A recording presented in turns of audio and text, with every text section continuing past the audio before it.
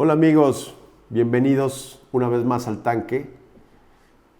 El día de hoy, su amigo Gonzalo Méndez les va a hablar de dos temas que considero interesantes y que en mi vida a lo largo del tiempo me ha llevado a tratar de entender cuáles son las dos corrientes más importantes que de alguna manera dominan el colectivo de apreciación del mundo del arte.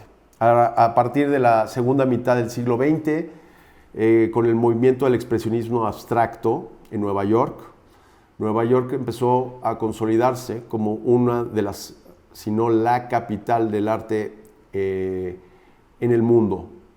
Hubo una serie de artistas que emigraron de Europa principalmente, como Mark Rothko, como de Kooning, como Klein, como Jackson Pollock, uno de los pintores más importantes de Estados Unidos, que definen el cambio de todos estos movimientos de, por ejemplo, el expresionismo abstracto específicamente, y el caso del arte de acción.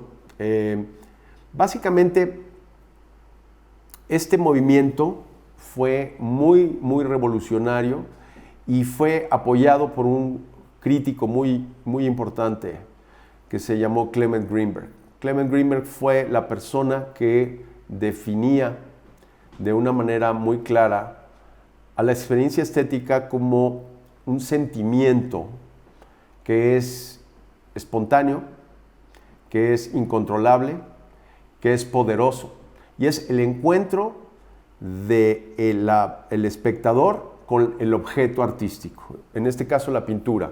Eran pinturas abstractas, pinturas que no reflejaban en ningún momento una definición clara respecto a la realidad, eran totalmente abstractas.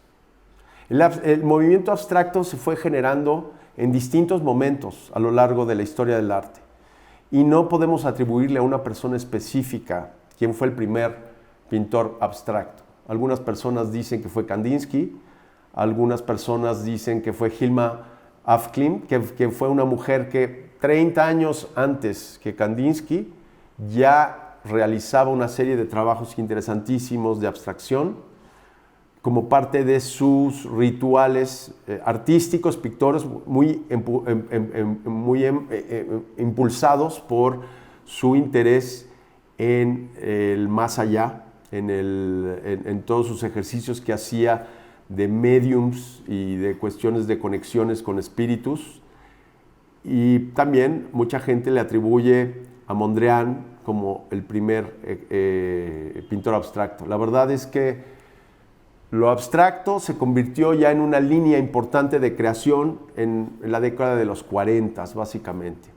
Por eso se habla mucho del arte moderno, del arte contemporáneo, cuando se marcan estos momentos. Bueno, pues en el arte moderno, el expresionismo abstracto, Clement Greenberg trataba de evitar que hubiera una intermediación del artista como persona, sino más bien una relación directa, sin intermediarios entre él, la persona que observaba, y que en el objeto que encontraban, sin una explicación lógica, tenía una emoción.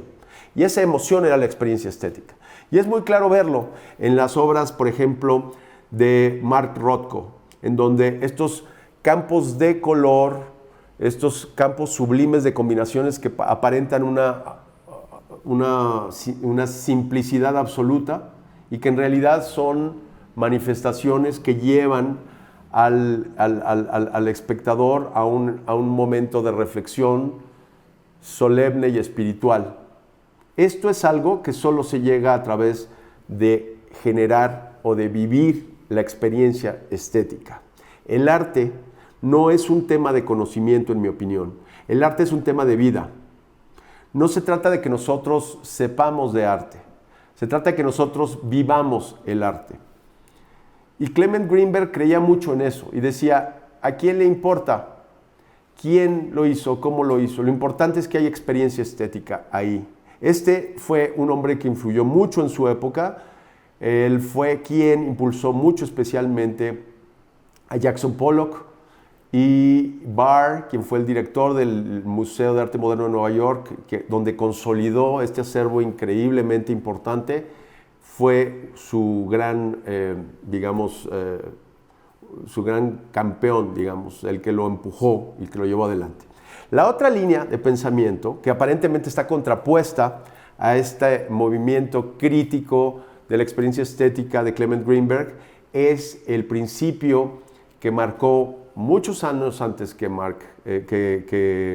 Greenberg, que fue el caso de Marcel Duchamp. Marcel Duchamp fue un hombre que revolucionó el concepto de lo que era una obra de arte. Y dentro de ese grupo, digamos, de pensamientos, pues él hablaba del arte como una acción, como un proceso, y que la obra de arte no era más que el resultado de este proceso. Que la obra de arte era una obra de arte porque el artista así lo decidía. Hay aparentemente una contraposición, pero esa contraposición o contradicción es una falacia, en mi opinión. La experiencia estética se puede vivir plenamente con arte conceptual, con obras de arte que no necesariamente nos dicen todo en el momento en que las vemos, con obras de arte en donde el título tiene un papel protagónico importante. Y en esas obras de arte conceptual, o de miles de formas que hay y que vamos a ir estudiando poco a poco, caso por caso, porque no hay forma más clara que vivir y vibrar la experiencia estética a través de experimentar artistas concretos y específicos. En el caso del arte conceptual, quiero resaltar el artista Félix González Torres, un artista de origen cubano que emigró muy joven a Puerto Rico y luego radicó en Nueva York, que vivió muy poco tiempo, lamentablemente murió víctima de SIDA, y que dejó uno de los acervos más importantes y poderosos del arte conceptual. Concretamente, quiero hacer referencia a una de sus obras de 1991, que se llama Untitled Perfect Lovers, Los Amantes Perfectos. Esta es una obra que básicamente constituye dos relojes comerciales que no tienen ninguna característica especial, que están juntos y están cronometrados exactamente a la misma hora. ¿Qué es eso? ¿Eso es una obra de arte? Bueno, si atendemos al nombre y oímos Perfect Lovers y vemos dos relojes que fueron comprados y colgados en la pared a la misma altura y a la misma hora, pues a lo mejor nos podemos empezar a cuestionar qué es lo que está pasando ahí. Pero no es hasta que vemos la breve y potente explicación de Félix para decirnos que el amor es una ilusión. Finalmente, si hay dos amantes que tienen la misma hora, es absolutamente imposible que esa sincronía se mantenga hacia la eternidad del tiempo. Y somos producto de la imposibilidad de anticipar el futuro. Entonces, uno de los relojes se va a empezar a atrasar, otro se va a empezar a adelantar, a uno se le va a acabar la batería, uno se va a descomponer y el otro va a seguir andando. Esa es la naturaleza de las relaciones amorosas. Ese es un ejemplo. Y la obra más poderosa de Félix, que fue el retrato de Ross. Ross fue su amante, quien el año de 91 empezó a padecer con mucha gravedad el SIDA, que fue la época más terrible, donde se perdieron muchas vidas por razón del SIDA. La obra del retrato de Ross no es más que una esquina en donde hay 140 libras de caramelos, que ese era el peso que tenía Ross en el momento en que enfermó. Y simplemente este grupo de caramelos en una esquina de un espacio representan a Ross, que además en el proceso de observación de esta obra, pues la gente que llega tiene derecho a irse llevando un pedazo de Ross a través de un caramelo que se lleva a su casa y que se lo toma y se lo consume. Esa era la forma en la que él representó el amor y el concepto de pérdida, de cómo los seres humanos somos de alguna manera caníbales, pero al mismo tiempo cómo un acto tan triste como el de ir perdiendo al ser amado se puede ir traduciendo en una acción que da placer, que da vivencia y que da un recuerdo dulce a una persona. Ninguna persona en su sano juicio va a llegar y ver dos relojes por un lado y por otro lado una montaña de caramelos y llegar a estas conclusiones tan hermosas si no fuera por la ayuda del artista que nos da la posibilidad de compartir su sentimiento. Y esto va a trascender la visualidad, va a trascender los prejuicios que constantemente escuchamos. Un padre que le dice a un hijo cuando ve un cuadro de Miró, un cuadro de Rothko y dice, pues esto lo hubiera podido hacer yo. En primer lugar no lo hiciste y en segundo lugar tienes que preguntarte por qué eso es importante y tratar de darle la oportunidad a eso para poder significar un punto de partida para un viaje personal, para encontrarse con una obra de arte y para poder tener la posibilidad de vivir el arte de una manera intensa. Espero pronto empezar a tocar otros temas importantes que tienen que ver con estas cuestiones. La apropiación, por ejemplo. Mucha gente, incluso gente muy enterada en el mundo del arte, clasifica a X o Y artista en la medida en la que fue el primero en que hizo algo. El primero que hizo una obra cubista, el primero que hizo el otro, y es como el que llegó primero es el que gana. No creo que eso sea así.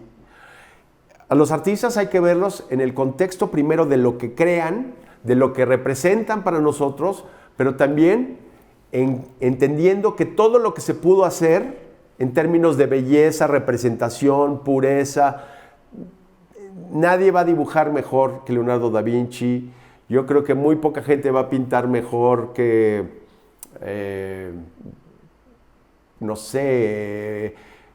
cualquiera de esos pintores extraordinarios como Caravaggio, como José de Rivera, como El Bosco, con esos detalles, como Durero, con esos dibujos que se hicieron en el año de 1500 y que hasta el día de hoy nos siguen sorprendiendo por su nivel y su rigor técnico extraordinario. Como una liebre dibujada en un papel puede trascender y considerarse una de las obras más poderosas, pues porque simplemente lo es, o como con un Vermeer que manejaba la luz como nadie.